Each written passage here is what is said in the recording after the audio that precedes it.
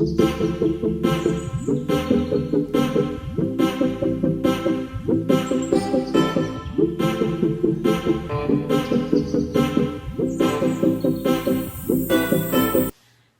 LimbO Line, LimbO here, and I am back as always with another video for you guys.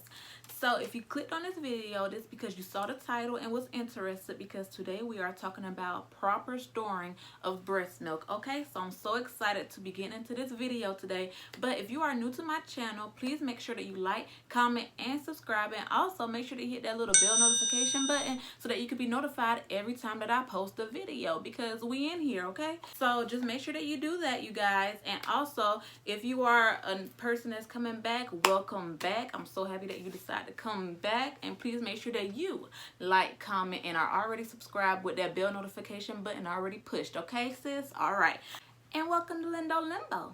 So let's go ahead and hop into this video because I'm so excited. And along with the storing of breast milk that we're going to be talking about today, I'm also going to be giving you guys just some tips in general so that it can just help you move around a little bit more smoothly with everything. So let's go ahead and get into it. Okay, all right.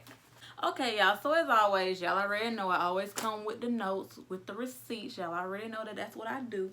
So I actually have it, So I actually have it like this because of the fact that I want to go in a certain order of the breast storing methods that I have for you guys. So that's why I have it in order. Okay, so let's go ahead and get into it. So the first thing we're going to talk about is, before we even get into the storing of it, if you guys already know, it's very important to make sure that you store breast milk. That way you can have a stash of breast milk for either you or whoever's taking care of your child at the time. You can always have a stash of breast milk because you never know what might happen. It might be the fact that, you know, you might have to go to the hospital for some reason. You get some type of medicine where you can't breastfeed or something like that. It's good to have some milk stored away. Or you might just get to the point where you're just not able to breastfeed in general at that point in time, or that moment, just for that moment of them being hungry. So it's good to have a stash of breast milk somewhere. So that's why we're getting into this today, to make your life a little bit easier when you can't necessarily breastfeed, but you still want them to have breast milk. So that's what we're getting into, okay? So the first thing that we're talking about with storing breast milk is room temperature milk. Now, room temperature milk is when you've just pumped your milk. That's basically room temperature milk because you haven't put it in the refrigerator, it hasn't gotten cool or anything like that yet. It's basically just the temperature of, you know, whatever type of temperature it was at when it came out of your breast. Therefore, it is room temperature milk. Now, if you leave that milk out, it can stay out for 4 to 6 hours. That's without putting it in a refrigerator or a freezer. That's just leaving it out in general. A general tip to deal with that, though, which is what I used to do a lot when I used to use my manual pump or even my electric pump when I first started going back to church and stuff like that. I would go ahead and pump a little, like about, at the time, I think she was taking like 4 ounces or something like that. So I would pump out about that much, or really I would pump out whatever I could so that I would be okay too for going to church, because I was singing on the choir. So I knew that my mom or either my boyfriend would be taking care of her, and they can't give her breast milk. So I made sure that I pumped whatever I need to pump while I was home, and I would feed her as well. But after I did that, I would make sure that it's in the bottle, and I knew that within that 4 to 6 hours she would be good, and she would end up being hungry before that 4 to 6 hours is up with being at church.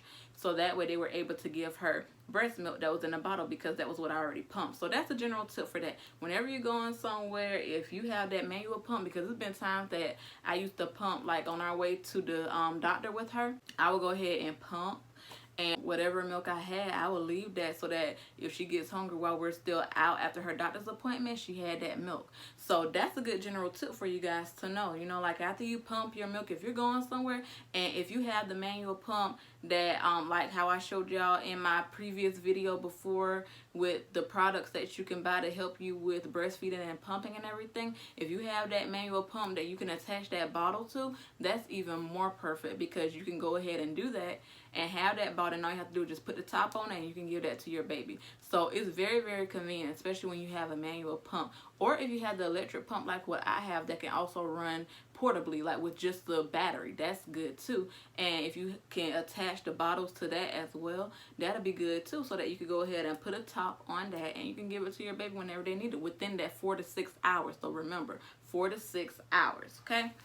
So the next thing that we're going to talk about is an insulated cooler. Now, when I'm telling y'all these titles right here, these are just methods, storing methods that I'm mentioning to you guys before I tell you all how long are they safe for, okay? How long are they still good for? The milk is still good for. So now we're talking about an insulated cooler. Now, in my previous video where I did the pumping for working mom, I discussed with you all how I use a cooler for storing my milk at work.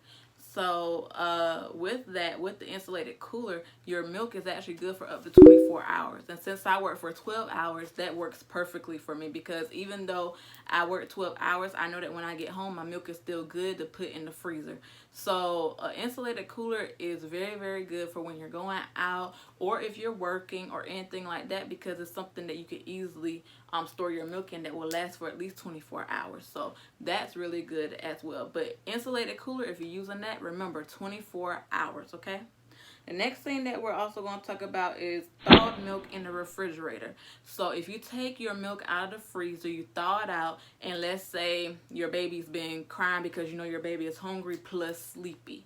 So if you thaw that milk out and you try to give it to your baby is asleep or something like that, you can still save it. It's not bad just because you thawed it out, but the key thing about it being thawed out is that you need to put it back in the refrigerator.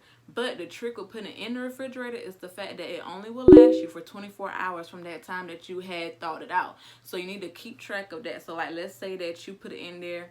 This just recently happened to me. Let's just say that you had thawed out the milk at 4:17 a.m. So you have until 4:17 a.m. that next morning to give it to your baby. Okay, so it's still good for 24 hours. Always remember that thawed milk in a refrigerator is good for 24 hours.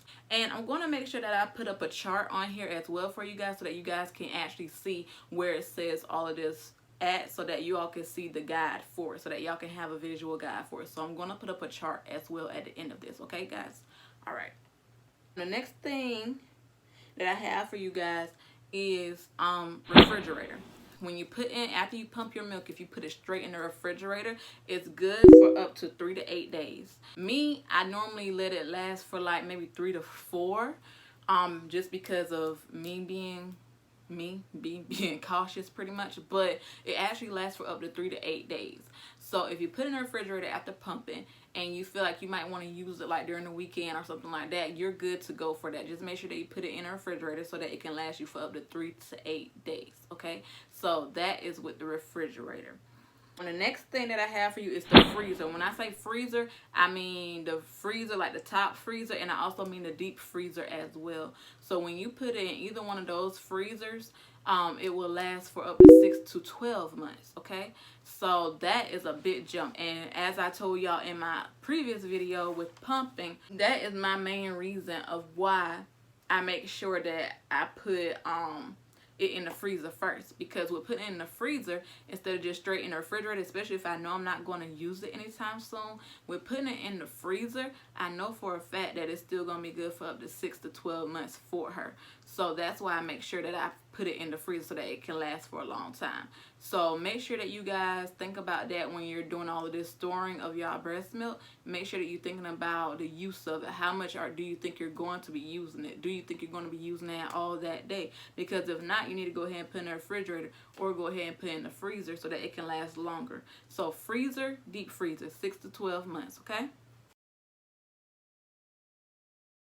Now, some more general tips that I also have for you guys just to help with your breastfeeding experience in general, especially if you're starting to use the bottle for your baby as well with your breast milk. I also want to discuss things like adding baby cereal to your breast milk can help fill your baby up a lot more and also thicken your milk. Because what it does is when you add that baby cereal in there, you can get your baby cereal from Walmart, anywhere like that. But basically what it does is, if you go ahead and use your milk, especially once you thaw your milk out, if you want to get that extra thickening that you want to make sure that your baby gets full, baby cereal is the way to go. I use baby cereal a lot with Araya sometimes, especially if that's her last bottle, because I know that they'll give her more in her, they'll fill her up more to help her stay asleep. So baby cereal is very good. That's another general tip that I have for you all.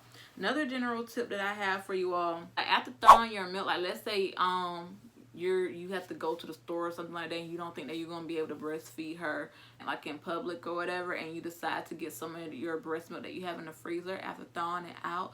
After you thaw that breast milk out and you're out and about and everything, please make sure that you try to use that breast milk within 4 to 8 hours if possible, and if you know for a fact that you're not going to be cooling it in no type of way.